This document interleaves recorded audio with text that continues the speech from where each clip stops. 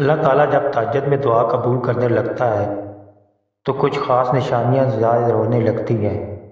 یاد رکھو، اللہ آپ کی دعا تہجد میں قبول کرنے والا ہوگا تو آپ کو محسوس ہوگا کہ آپ کا اللہ سے تعلق مضبوط ہو گیا ہے اور آپ کے حالات میں بہتری آنے لگتی ہے۔ تہجد کیا ہے؟ یہ وہ نماز ہے جو ہم پر فرض نہیں کی گئی، تو پھر اس کا اجر اتنا کیوں ہے؟ آپ نے کبھی یہ سوچا ہے اس کا اجر اس لیے ہے کیونکہ اس کا پیغام نہیں آتا، اس کے لیے خود اٹھا جاتا ہے۔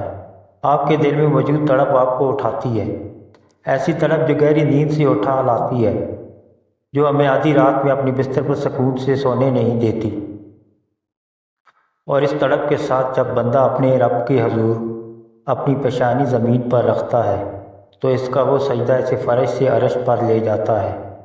اسے خدائے بزرگ و برتر کی رحمت اپنے بندے کو اپنے سائے میں لے لیتی ہے۔ بندہ اپنے رب کے سب سے قریب ہوتا ہے۔ اس وقت بندے کا بہایا ہوا ہر آنسو آنکھ سے بہتا ہے اور سکون دل میں اتار دیا جاتا ہے۔ ہر تکلیف ہوا میں گھوسی جاتی ہے۔ اس وقت رب اتنا قریب محسوس ہوتا ہے کہ لگتا ہے بس وہ ہمیں ہی سن رہا ہے۔ وہ ہمارے اندر ایک ایسا یقین پیدا کر دیتا ہے کہ اس نے ہماری مانگی ہر دعا کو قبول کر لیا ہے اور ہماری ہر خواہش کو صحیح وقت پر پورا کر دے گا۔ تہجد کا وقت خدا کی محبت کا عروج ہوتا ہے۔ تہجد بہت خاص ہوتی ہے، بہت خاص۔ تہجد اللہ کی طرف سے ہمارے لیے ایک ایسا بند دروازہ ہے جو صرف تہجد کی عبادت سے ہی کھلتا ہے۔ یہ دروازہ صرف ان لوگوں کے نصیب میں ہوتا ہے جو واقعی اللہ کے قریب ہوتے ہیں، اور سب سے بڑھ کر اللہ خود انہیں تہجد کی طرف لاتا ہے۔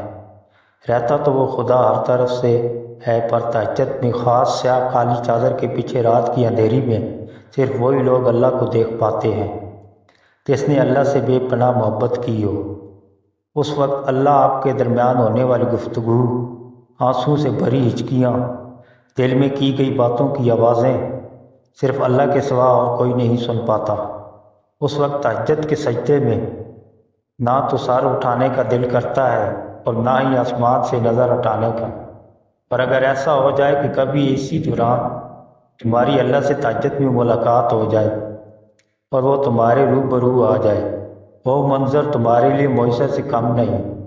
تہجد پڑھنے والوں کے لیے معجزے غیب سے اتارے جاتے ہیں۔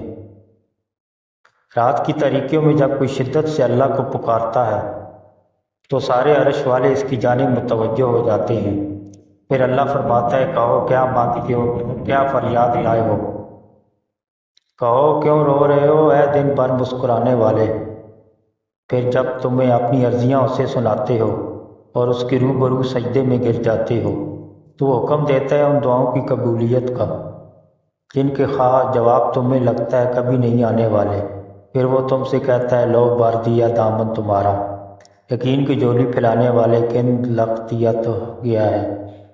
اب میں تمہارے نصیب میں مان گیا ہوں، میں مان گیا ہوں تم سے مجھ کو منانے والے۔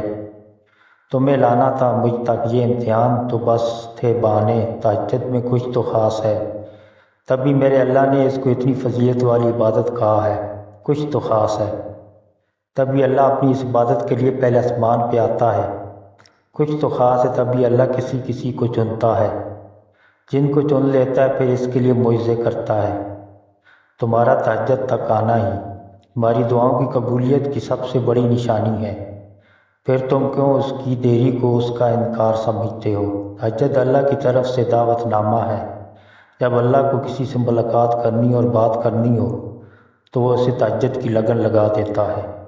جب یہ سارا جہاں خاموش ہوتا ہے پھر رات کی تاریکی کے سالوں میں خدا اپنے بندے سے ہم کلام ہوتا ہے، اور تب یوں محسوس ہوتا ہے جیسے شاہ رگ کی حدوں کو توڑے ہوئے اور اب ہم میں سما گیا ہے، اور محبت کی کیفیت دوڑنے لگتی ہے۔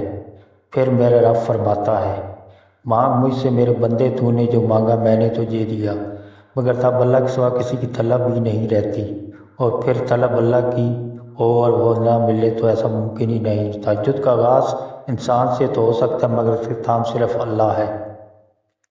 دل میں اٹھتی ہوئی مسلسل تکلیف جب رات بھر جگائے رکھتی ہے تو روح کی بے چینی اللہ کی روبرو لا کر کھڑا کر دیتی ہے، پھر کچھ درد سنایا جاتا ہے اور دعا کے لیے بے جان ہاتھوں کو اٹھایا جاتا ہے۔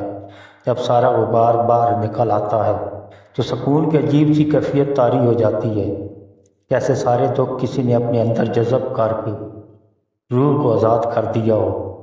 اللہ سے کی گئی وہ ایک ملاقات، وہ ایک گفتگو ساری الجھنیں سلجھا دیتی ہے۔ پھر مجازی دکھ نہیں بلکہ حقیقی محبت سونے نہیں دیتی، پھر رات کی نیند اچھی نہیں لگتی، پھر بس اللہ سے ملنے کی طلب رہتی ہے، پھر دنیا کی خواہشیں ختم ہو جاتی ہیں اور عرش والے کی لت لگ جاتی ہے۔